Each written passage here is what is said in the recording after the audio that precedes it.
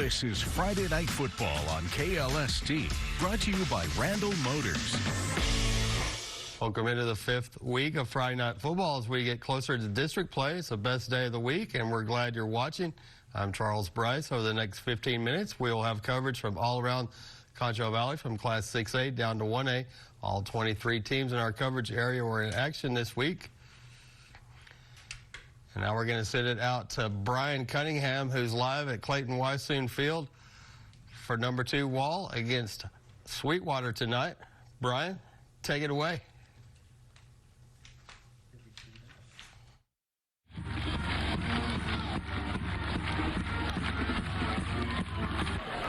And here come the Hawks. They come out of the tunnel for the homecoming against the Mustangs. First drive, York finds Levi King for the first score of the day. Hawks go up 7-0.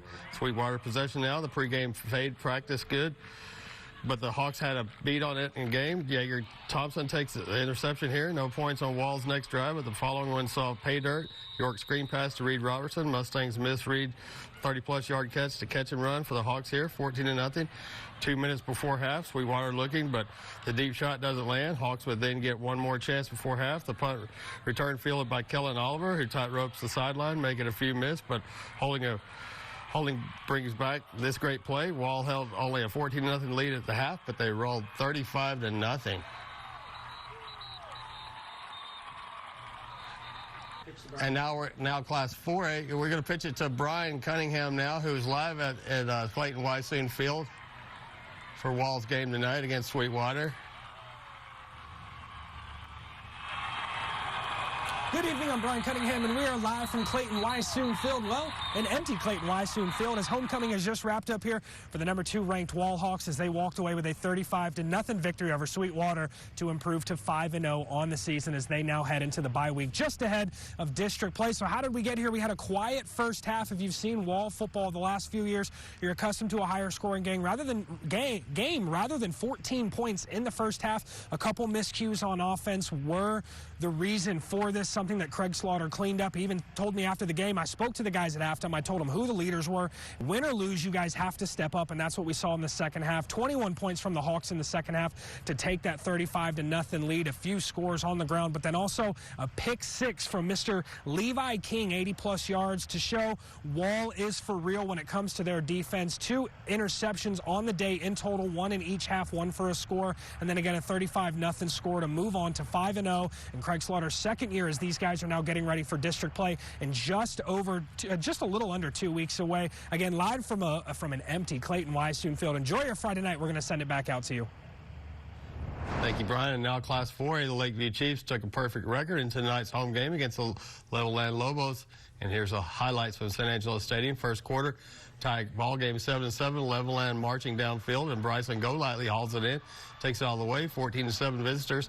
Chiefs trying to respond. Chris Alviso lobs a jump ball on the sideline, but it's picked off by Joshua Diaz, setting Levelland up in good field position. And the Lobos capitalize. Ethan Salazar scrambles right, finds Tobias Gavina on the sideline, spins free. Touchdown Lobos, 21-7, building a big lead before halftime. Final play of the first half. 5 seconds left. Lakeview going for the end zone instead of a field goal. Alviso looking for Braylon White, but it's out of his reach. Lobos led 21-7 at halftime, and that one decision proved to be a huge difference maker as the Chiefs fall short, 40-33. Lakeview suffered its first loss of the season. Now we switch to Class 6A and the Central Bobcats, who took a 2-game win streak into a showdown on the road against Waco High, coming off their best game of the season. And here's the highlights from that one. Central Bobcats strike first. Quarterback Micah Smith airs it out to Darius Hewitt, who hauls it in for 6. Bobcats take the lead 6-0 in the first. Great start for the visitors. Waco High answers back in the second. Bryant Whitaker Jr. connects with Zadrian Johnson for the touchdown, and we're tied up 6-6 late in the second quarter. San Angelo keeps the momentum going.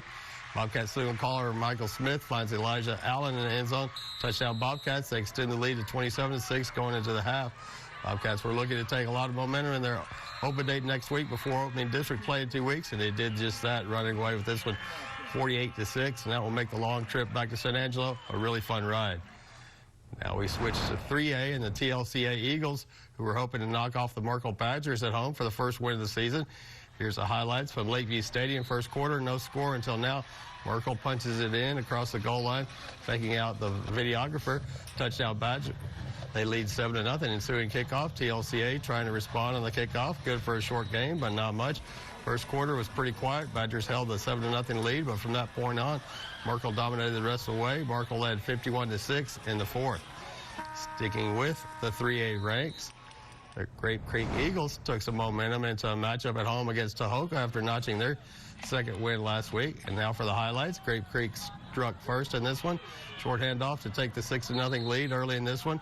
Another goal line possession for Grape Creek. Another short punch in to extend the Eagles' lead, 14-0 early on. Grape Creek again with the possession, a direct snap too, and watch the vision and patience here. One final cut up, and he's going to take the field for the score. Darrell West extends the lead, 20-0. And we take you to midway to another credible Eagles score. Darrell West yet again. Watch this. The punt return score extends this one 28-0. It was all Eagles all night. Final score in this one 41-0. Grape Creek. We wrap up our 3A coverage with the 3-1 Brady Bulldogs on the road against the Ingram Tom Moore Warriors, who are looking for their first win of the season. This is a matchup of former longtime district foes, including Brady winning the last four. Ingram was up 37-25 in the fourth. Coming up next on Friday Night Football, we send it down to Class 2A when we return, starting with the Concho Valley Showdown between number 9 Ozona and Miles. Stay with us. We'll be back after a short break. This is Friday Night Football on KLST, brought to you by Randall Motors. After entering the rankings at number 9 this week, the Ozona Lions face the Miles Bulldogs on the road in a Concho Valley matchup. Bulldogs and coach Jason Wilhelm talking things over before battling the undefeated Lions. And here are the highlights. First quarter action, Ozona putting a nice drive together on his first possession. Christian Villarreal gets a handoff, takes it to the house for a 6-yard TD. PAT pass failed, 6-0 Ozona, still in the first quarter. QB Michael Preddy throws a beautiful pass to Graciano Garcia, makes a great snag for about a 40-yard TD. PAT failed, 12-0 Lions. Later in the first quarter, Preddy hooks up with Leo Blanco for about a 35-yard touchdown strike, 18-0 Ozona now. Lions are feeling pretty good early on, and this time the two-point conversion is good as Villarreal runs it in to stretch the lead to 20-0. Second quarter now, Miles trying desperately to make something happen. QB Liam Yancey fires a pass to Setapa Hoodle, and he loses yardage. Later in the second, Villarreal is almost bottled up, but he breaks free for a short TD, 28-0 after the PAT. And Ozona would win this one, 56-14. In another Concho Valley showdown, the Cristobal Cougars took on the Mason Punchers at the Puncher Dome. Punchers won the first 6 meetings, including a 54-13 blowout last year. Final game for these two teams before they open district. Mason had a 35-0 lead in the fourth.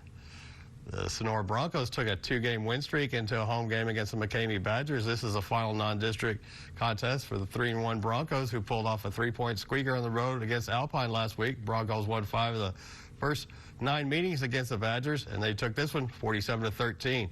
The El Dorado Eagles were eyeing a second straight win when they locked horns with Harper on the road.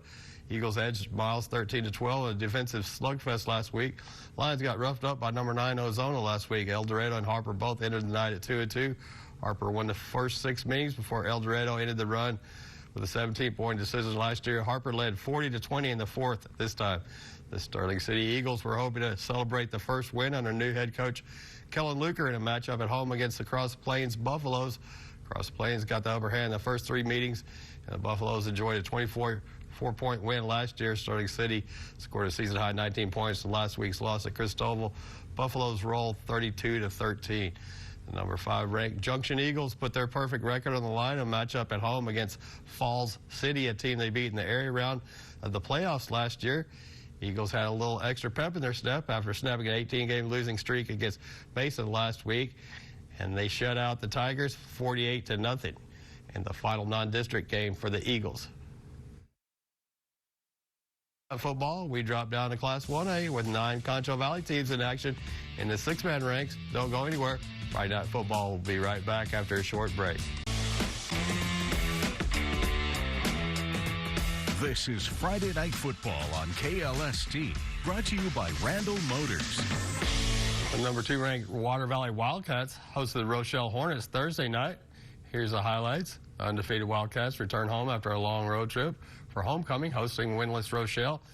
Midway first quarter, already 24-0 Water Valley. Make that 32-0. Branson Lacey walks into the end zone. Cats showing no mercy early on. Still first, 3:11 to go. Wildcats force a Hornets punt and capitalize. Boston Weiss takes it all the way for another TD. 38-0 now. Second quarter, this one getting out of hand. Weiss takes the snap, pitches to the quarterback, Landon Lacey, who cuts downfield, finds space, and scores 46-0. Next Wildcat drive, another score. Brylan Naylor powers across for 6. PAT good. That punctuates another dominant Water Valley performance, sending fans home happy on homecoming, blanking the Hornets 54-0. Wildcats are 5-0. Number 5 Robert Lee Steers jumped 5 spots in the rankings this week, heading into a homecoming matchup against the strong Sands Mustangs team. Steers won 78-74 last year. Let's get to those highlights. Robert Lee would get things going first. Snap to Levi Bailey, who pitches to Brenner Sherwood, who goes there and hits Bosworth wide open in the end zone. 8-0. Steers early. Later in the first, Steers with it again, and again it's Sherwood making a play this time with his legs, weaving in and out of traffic, and eventually finds the end zone. Robert Lee takes the lead, 16-0. Next possession, Robert Lee figures it worked out last time. Let's give it back to Sherwood, who is just collecting ankles and running over Sands defenders on the way in for 6. Robert Lee would not let up. 24-8. They hand it off to Sherwood, who drops back to pass, sees nothing, and calls his own number again. Goes up the gut, takes some more ankles, and glides his way into the end zone for his 4th touchdown. 3rd on the ground. Steers were up 82-46 in the 4th. And a matchup of 3-1 Concho Valley teams. The Brought Longhorns face the Eden Bulldogs on the road. This series was dead even after the first 43 matchup. And here's the highlights. Eden already ahead 8-0, but Brought strikes quickly, tying it up here as Parker Holland drives for the pylon. Brought possession again. Quarterback Jack Robbins scrambles left, now hesitates, tosses a jump pass to Raymond Williams, who dives for the pylon. Touchdown Longhorns. They lead 16-8. Eden's turn, handoff to Nate Barba-Ira. He finds the edge and scores, putting 6 on the board. PAT good. Tie game. Bulldogs striking again. Julian Morales looks deep, finds his man. Jared Fernandez on his back. Hauls it in. Touchdown Dogs, 24-16. From that moment on, Eden never looks back, leading 48-16 in the 4th. The Erie County Hornets were looking to pull off an upset against the undefeated and number 2 ranked Klondike Cougars on the road tonight. Cougars allowed a total of just 14 points in their first 4 games. And Klondike rolled a 53-6 win against Erie County last year, and this time it was 88-6 Klondike. The very best Falcons were eyeing their first win of the season when they hosted the undefeated Medina Bobcats. Falcons were saddled with trying to contain a Medina squad that averaged more than 68 points a game compared to 6.5 for very best. Medina wins 55-0. In another Concho Valley battle, the Paint Rock Indians took a 3-game win streak in a showdown on the road against the undefeated Menard Yellow Jackets. Menard won last year's game by the mercy rule, but the Indians have been a lot stronger in 2025, but this was all Jackets 62-0. And the Blackwell Hornets wrap up our 1A coverage. Blackwell was hoping to erase the frustrations of an 0-4 start with a win at home against 1-3 Highland in a battle of Hornets. Blackwell will try to mirror what it did last year when the Hornets started 0-5 and ended up making the second round of the playoffs. But Highland runs away with this one 58-8. Coming up next on Friday Night Football, we wrap things up, the recap, and a look ahead to Week 6 when we return. Don't go anywhere. We'll be right back.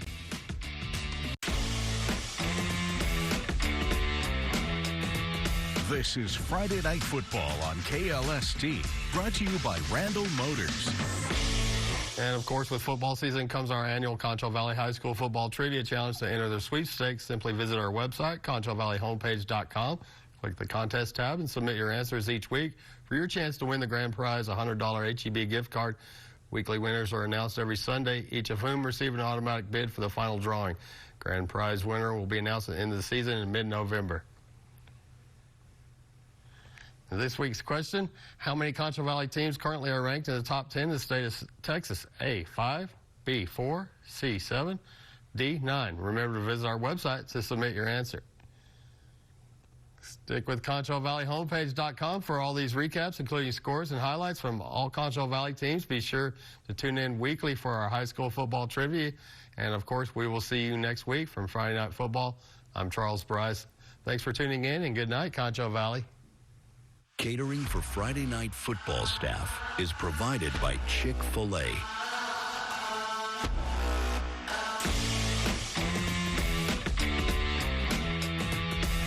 Friday Night Football on KLST, brought to you by Randall Motors. For more on today's stories, visit ConchoValleyHomepage.com. Closed captioning for the hearing impaired is sponsored by the Law Office of Rick DeHoyas.